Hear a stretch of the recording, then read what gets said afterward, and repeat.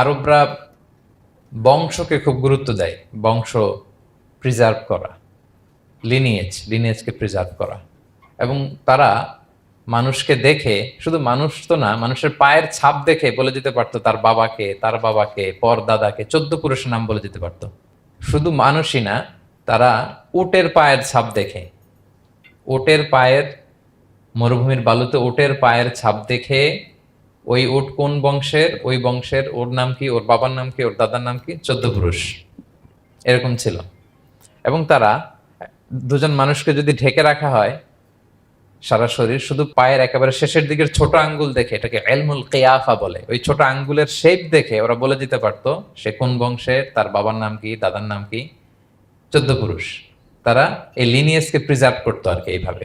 এবং এই বংশ পরিক্রমা মুখস্থ করা, জানা, জিজ্ঞেস করা, এটাকে গুরুত্ব দিত। তো তারা আল্লাহকেও আমাদের মতো এরকম একজন সত্তা ভেবে আল্লাহ হাবিব সাল্লাল্লাহু আলাইহি ওয়াসাল্লামকে জিজ্ঞেস করতেছে যে ইদান খালাকাল্লাহু কুল্লা শাই ফামান খালাকাল্লাহ।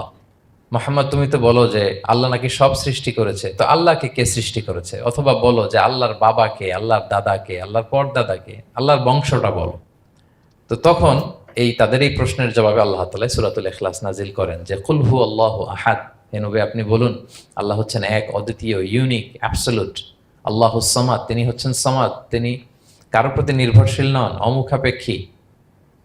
লাম ইয়ালিদ ওয়া লাম ইউলাদ, তিনি কাউকে জন্ম দেনও নাই, আবার তিনি কারো কাছ থেকে জন্ম নেনও নাই। ওয়ালাম ইয়াকুল্লাহু কুফুয়ান আহাদ, তার সমকক্ষ, তার মতো, তার সিমিলার মহাবিশ্বে দ্বিতীয় কেউ নাই।